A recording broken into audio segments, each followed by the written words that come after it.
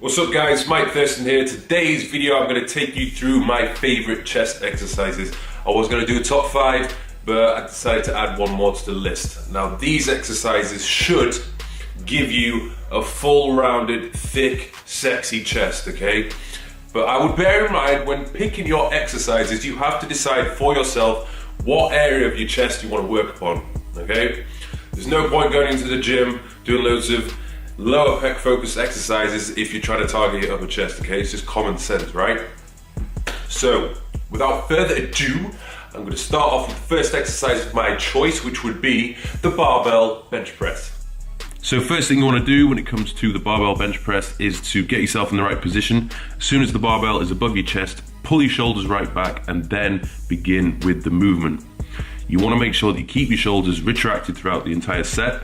So even if you need to readjust halfway through at the top of each rep, just do it, because if you put your shoulders too far forward, there's going to be too much tension on your shoulders and then you'll more than likely injure yourself or cause damage somewhere. Remember, the goal of this exercise is to keep the tension on the chest as much as possible. So a little tip for you, what I tend to do is imagine that I'm trying to push my hands together when I'm pulling the weight down and pressing forward. So that intention of pushing my hands together increases tension on my chest. It's worth noting that hand positioning will make a difference, but I would vary it from time to time. The closer your hands are together, the more tricep recruitment that is going to occur.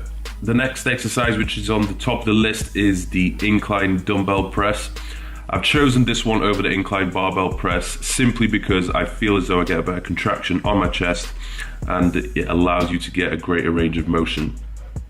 So keys with this, when it comes to doing the incline press, you want to vary the angle at which you're pressing. Keeping the angle the same, the entire time that you do an incline press is only going to work the same fibers over and over again. So vary it from time to time, all the way from 45 degrees down to 20 degrees. It doesn't matter, just mix it up. Again, with all chest exercises, you want to keep your shoulders back as much as possible. And I think this exercise is where most people will feel their shoulders creeping forward simply because of the angle of your torso. It's very easy to do. So you just got to keep the weight lighter than you probably would do usually and ensure that the tension is being placed on the chest. If you can't squeeze your chest at the top of the movement and you don't feel any tension there, you're not doing it properly, or you're not doing it as well as you could do. So drop the weight, drop the ego, and maximize the effectiveness of this exercise. I always try to imagine when the weight is at the bottom of the position, as I press it up, I'm trying to bring my elbows together and trying to get my elbows to touch. It's that intention of bringing my elbows together which helps me to get that contraction at the top of the movement. So the next exercise we move on to is the incline cable fly. Now, I've chosen this one for a number of reasons, but the main reason is because at the top of the movement, due to the direction at which the cables are pulling your hands away, you are able to maintain tension at the top of the movement and you can squeeze your pecs. So if you compare it to the dumbbell fly, when the dumbbells are directly above you, because gravity is pulling down straight through your arms, it's very hard to get that squeeze, get that contraction. Most people simply relax at this point, but because the cables are pulling your hands apart, you're never really relaxing, or you shouldn't be relaxing. The same goes for all chest exercises. Keep your shoulders back as much as possible, squeeze the contraction at the top of the movement, and I would recommend varying the angle of that incline from time to time just to recruit different fibers. I feel as though this one is quite effective at hitting the upper chest as well, so if that's your weaker area, I would bear that in mind. And again, when it comes to thinking this one through, I have the intention of trying to bring my elbows together at the top of the movement. So as I bring the weight down, it's okay for your elbows to bend a little bit to ease with the stress on your shoulders, but as you bring those handles back up to the top, you want to try and straighten your arms and bring those elbows together. Guys, when it comes to training your chest, you need to decide for yourself how many times are you going to train it. If it's a strong point, like it is for me, there's no need for me to train it more than once per week. It just simply isn't necessary. I don't even need to go to the gym and spend one full session training chest either. It's a waste of my time when I could be potentially training another body part within that session, okay? So if it is a weak part, you need to somehow fit it into your training regime where you're training it twice per week or maybe twice every 10 days, something like that. The next exercise I have picked is the decline dumbbell press. I've gone for dumbbell simply because you get a greater range of motion. I feel as though I get a better contraction with it and it's more effective for me personally. It's not to say the decline barbell press isn't effective, but it's just a personal preference. I will mix it up from time to time, but this one I feel trumps the barbell. Again, I feel as though it's good because of the angle of your torso. It's much easier to keep your shoulders back. It's harder to push your shoulders forward when the angle of your torso is on a decline. I feel as though this one is also extremely effective at getting the outer lower sweep of the chest.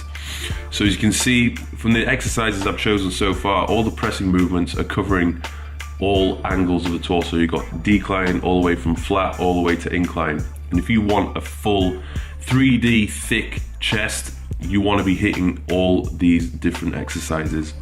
Next one I would go for is the standing cable fly. Again, I feel as though this one's really effective, and it's one I see many people do wrong because they're either lifting too heavy or they just allow their shoulders to creep forward and they just don't get as much contraction and tension placed on the chest as they should. The shoulders are doing all the work, particularly the front delt.